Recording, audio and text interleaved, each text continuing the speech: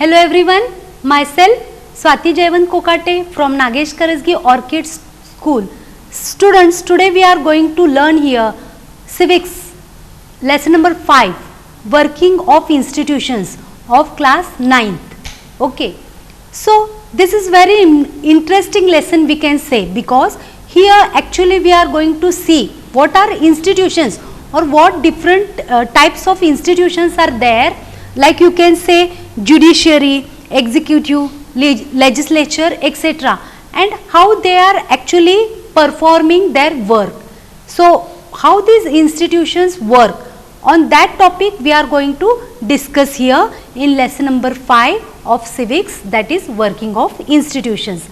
So coming to the point, we can say that everyone's work or the institution is a group of people, we can say, and in these institutions their separate work or the responsibility of that work is given to each and every group of people or even individuals, and how they perform. So here some things are there, they should be acceptable or there should be someone to look on it also, isn't it? So when we come to the point that democracy is there, isn't it? But whether these institutions, they are working properly or no. So let us come to the lesson and see lesson number 5, working of institutions. So when we have or a look or a overview, democracy is not just about electing the peoples and rulers and giving everything in their hands to do or whatever is allowed to do. So we can say, as we have seen, that democracy is for the people, by the people, and also in a democracy the rulers have to follow some rules and procedures. So if as we can say that everything is free and they are allowed to do, means it does not mean that whatever actions they can do is allowed to do, isn't it? So there should be a proper phenomena or just you can say procedure or a system should be maintained here. They have to work within the institutions only. So we can say that what is institutions? We can say institution is a group of people who have the responsibility as well as the power to do some work. Means they are having power, means they are having some authority to do it. So we try to understand that when we look into the manner or just in which the major decisions are taken and implemented in our country, we also look to have disputes regarding these decisions also and how they are resolved. So there will be many things in the society that some things or the other happens each and every moment, and in this process we come across 3 institutions and some system should be there, isn't it, as I told you. So in the introductory part we are going to see what are major institutions, which are major 3 institutions that play a very important role or the major role in decisions. That is, first one is legislature, then executive and judiciary. So what is legislature? Yeah, what things do you recall or just come to your mind when it comes to the word legislature? Yeah, it comes to the parliament, those who make the laws, isn't it? Then executive we can say these laws are made, fine, but whether these laws are executed or no, to see that institution we can say executive. Like for example, I can say that police or the person who can come, the police can come under executive, means some rules are there made for traffic or whatever laws are made. So the traffic police, he sees whether these rules are followed by everyone, and if it is not followed, what will happen? It comes to the judiciary part where the actions are taken if the laws or if the rules are violated. For example, what comes under judiciary? Yes, Supreme Courts, High Courts. Okay, so just when these 3 points will be clear, it will be interesting to learn the remaining part of the lesson. So legislature, parliament, it comes like parliament, they make some law. Executive, they see that like a police person or many others also executives are there, they see that whether the laws or the rules made are executed properly or no, and when they are violated or not followed, who takes the action? The judiciary. So these are the important institutions. So you have already read something about these institutions in previous classes, isn't it? So here when you heard this word or listened to these words, many of the things were going in your mind, many questions like what is legislature, executive and judiciary. And here we shall summarize that all these asking large questions.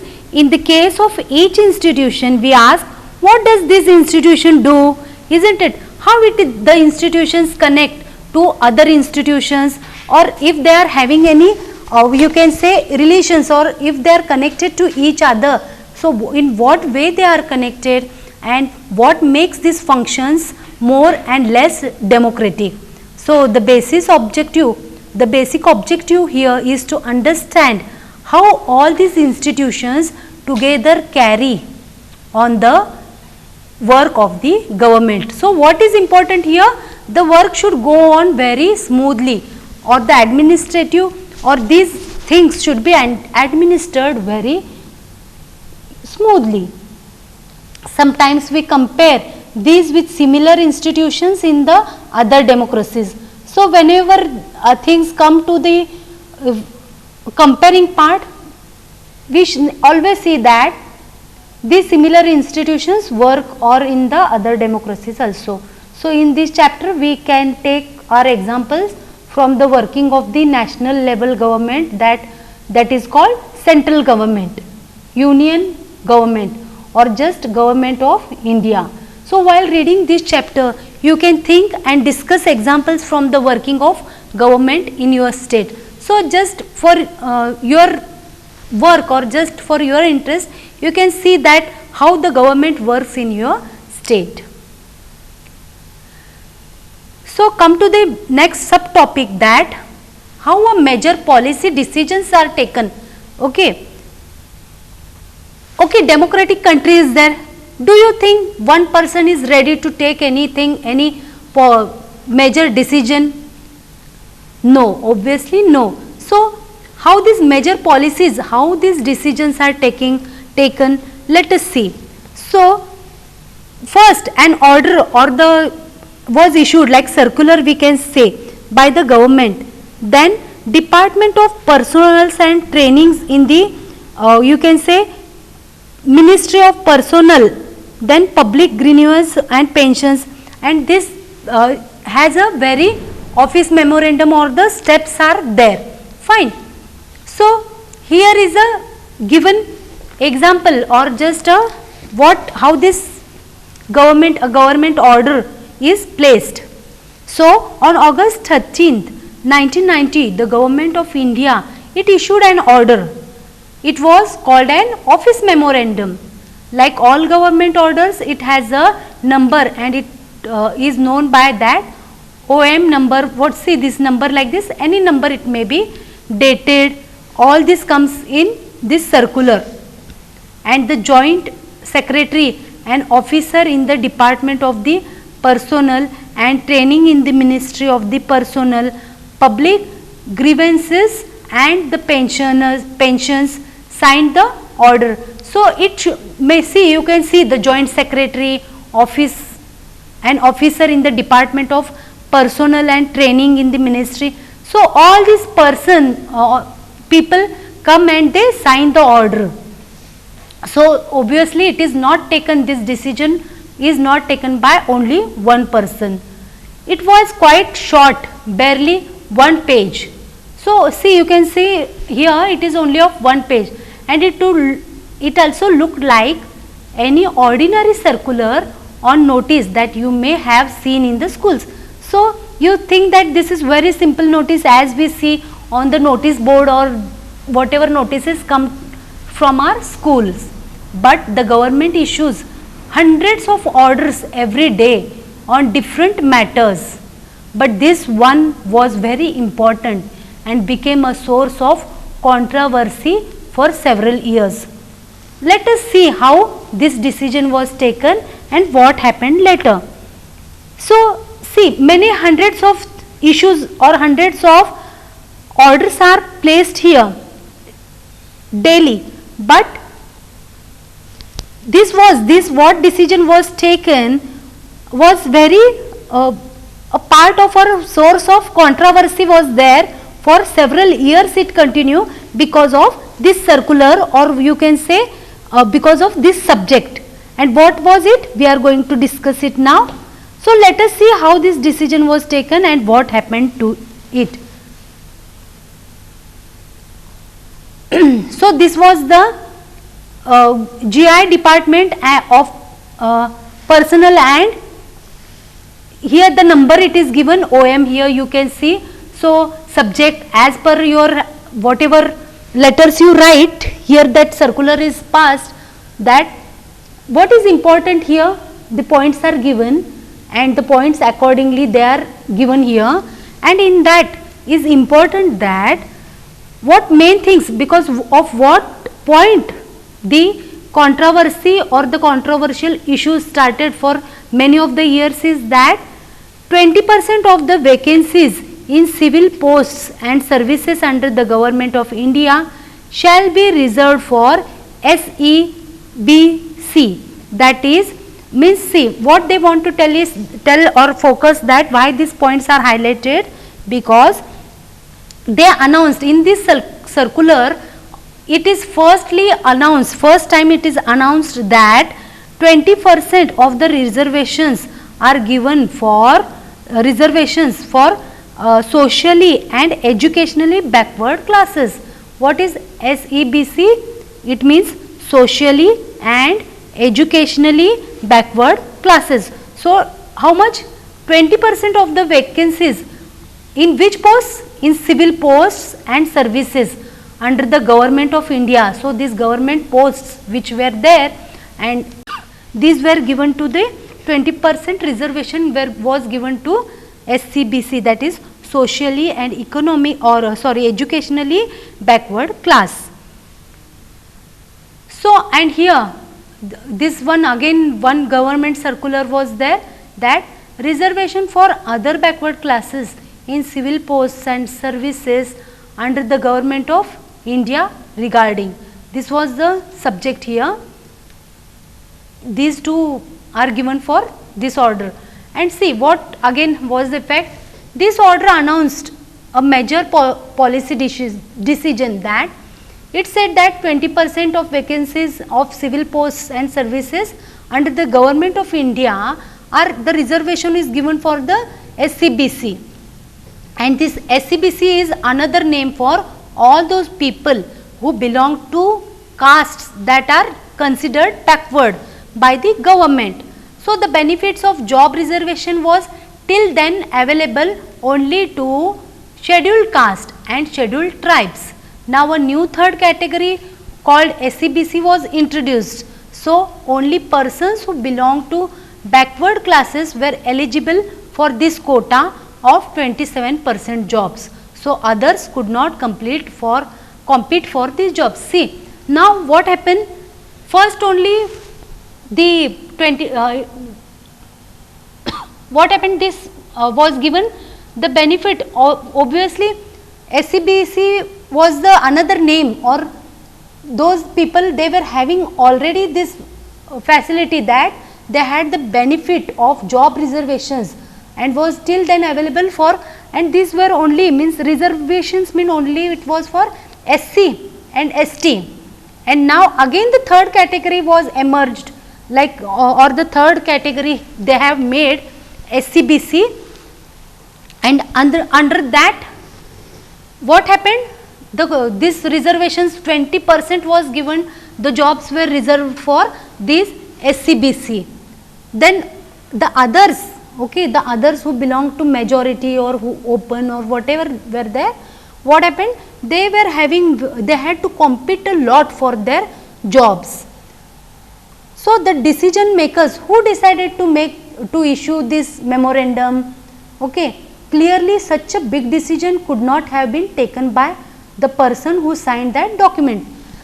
So in democracy, what do you think? Was any decision, if it is taken, is it taken by only one person? Okay, so this is my decision, all people you just sign over there and this will be final. Is it so? No. It is not signed, or if it is signed, the documents is signed, the decision is not at all taken by only one person.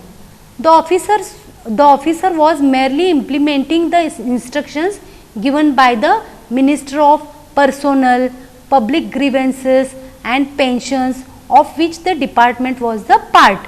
So there are different departments, fine. So everyone's, means the group or the, as we told, institution is there, fine. So these people, they all work on it, they all discuss and they finalize the things. So we can guess that such a major decision would have involved other major functionaries in our country, and you have already read in the previous class about some of them. And let us go to over some of the main points that you covered then. So what are the main points here? That is, President is the head of the state and is the highest formal authority in the country. So here we have to see that how these functions or the institutions function, we are going to see here. The President is the head of the state and is the highest form at the authority in the country. Then comes the Prime Minister. He is the head of the government and actually exercises the governmental powers. He takes most of the decisions in the cabinet meetings. So here we can say what are the functions. This may also come as your points, you can write what are the functions or how does the President works. So what is his position. So here first we have seen President, then Prime Minister, and the third is Parliament consists, what it consists of, the President and two houses. Which are those two houses? Lok Sabha and Rajya Sabha. And the Prime Minister must have the support of majority of Lok Sabha members. So the Parliament, it consists of President and two houses, and the two houses, as I told you, Lok Sabha and Rajya Sabha. And the Prime Minister must have the support of these support of majority of Lok Sabha members.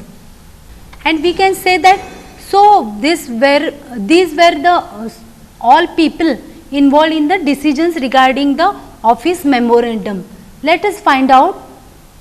The office memorandum was culmination of a long chain of events, and you can say the government of India had appointed the second backward class commission in 1979, and it was headed by B.P. Mandal, and means he was the head over there when this thing was happened, that there was a office memorandum and the application or the culmination of such a long chain of events was there, and at that time the government of India had appointed the second backward classes commission in 1779, and it was that time it was headed by B.P. Mandal. Hence it was popularly called the Mandal Commission. It was asked to determine the criteria to identify the socially and educationally backward class in India and recommend steps to be taken for their advancement. So this point was kept during this Mandal Commission, that it was asked to determine the criteria or to identify the socially as was also educationally backward class in India, and to take or just recommend and tell, or recommend means to express or to tell that steps what should be taken for their advancement.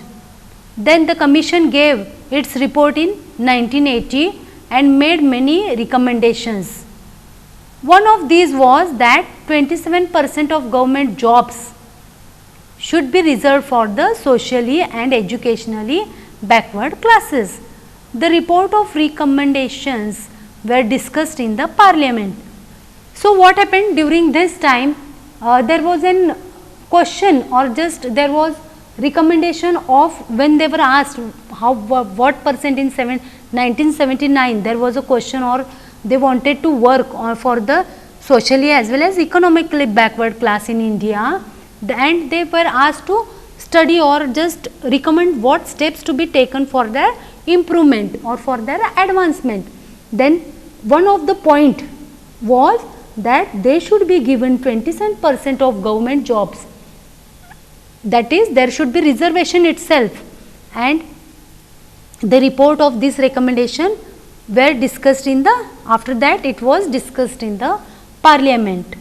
Then for several years many parliamentaries and parties kept demanding the implementation of the commission's recommendations. So, after that many years passed and many parliamentaries, that is persons in the parliament and the parties, they started or they kept on demanding the implementation of the commission's recommendation. So, they started that this law was, or this thing was put forward, so it should be implemented now. Then came the Lok Sabha elections in 1989. See, after how many? Near about 9 years. And in these elections, manifesto, that is the Janata Dal, promised that if voted to power, it would implement the Mandal Commission report.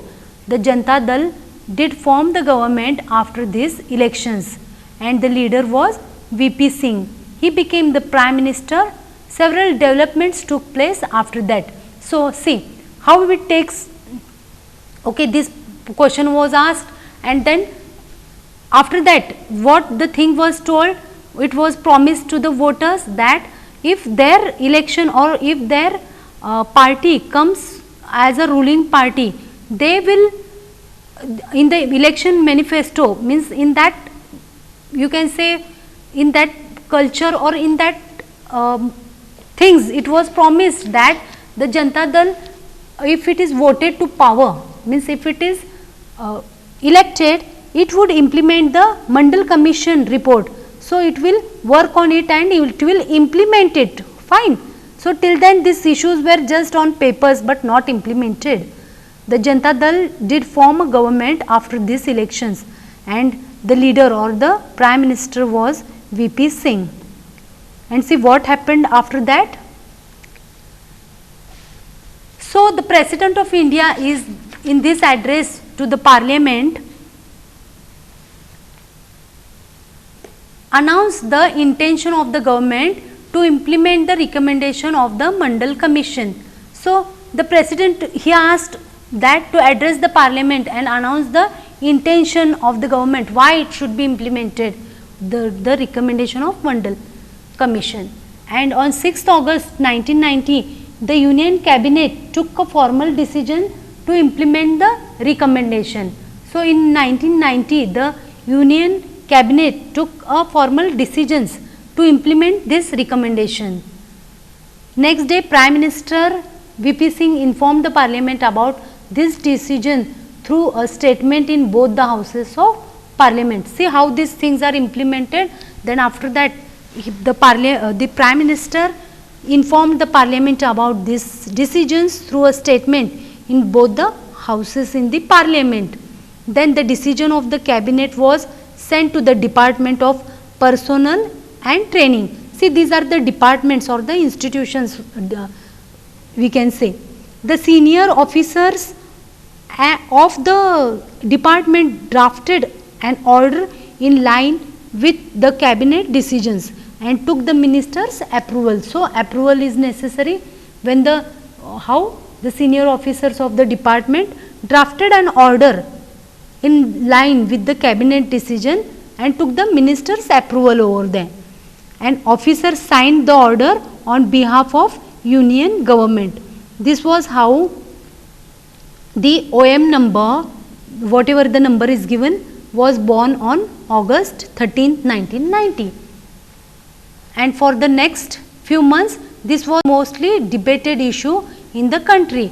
Because why? Because see, first only they were getting some reservations under which thing that they are economically backward, and then SC, NT, whatever this was there, and after that what happened here, they got the reservations of 27% for SC, you can say what was SC, BC, that is socially and educationally backward class, because they were not getting the education facilities, and if this class is there, they were having the opportunity for 27% in government jobs. So, for the next few months, and what was the effect of it? The other classes, they were having, or they had to compete a lot for their jobs. Means this was reservation, that much was the reservations for them, then what seats will be there for these other candidates. So, there was a high competition for jobs. For the next few months, this was the most hotly debated issue in the country. So, obviously, there, like how you see in newspapers or in magazines as well as televisions, this was a part of a debate. Like see, means whatever the main part was there for reservations, they had taken all the classes, but what about the rest of all classes? No reservation for this quota, means rest all reservations reserved for this outstanding was butter classic, and rest had to see at them. So, these were the points, and magazines, newspapers and in magazines were full of different views and opinions on this issue, and it led to widespread protests and counter protests, some of which were violent. So, like this means when the people were losing their job or whatever reservations, they had to struggle and they were not getting their jobs and satisfaction, what they started? They were violent. People reacted strongly because this decision affected thousands of job opportunities. Some felt that existence of inequality among people of different castes in India, so necessitated job reservations are there. So, they thought that these are discriminating the on the different caste in India, and they felt that this would give a fair opportunity to those communities who so far had not adequately been represented in the government employment. So, what will happen? Obviously, till the people, till now those who have not got the jobs in opportunities in this government employees. So, what will happen? Obviously, they are very capable of doing that work, or they have struggled a lot for that, but they have not got the job. Then other felt that this was unfair, as well as they would deny equality of opportunities. You can say opportunities to backward, or to those who did not belong to backward communities, and they would be denied jobs even though they are more qualified. So, sometimes felt that this would perpetuate caste feelings among people and hamper national unity.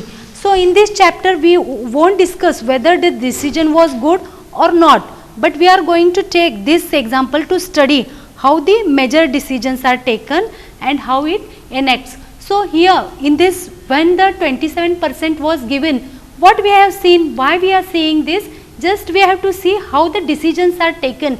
Okay, it is executed also, means they are again, but when it comes to the part of public, it was not accepted by all.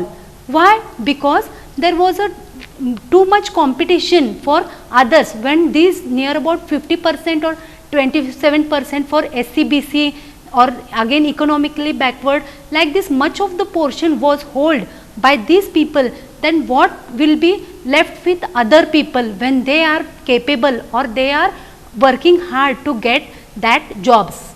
Okay, they have the potential, they have much potentials than these where might be, but here what happened, these are struggling, and how this was a part of debate, and also there was too much conflicts among the communities, like whether this is partiality and all that this was focused on. These things only we have to study for the point to see that how the institutions work, how the memorandum comes, and how after so long time it was taken. Fine, then we will continue the lesson in the next lecture.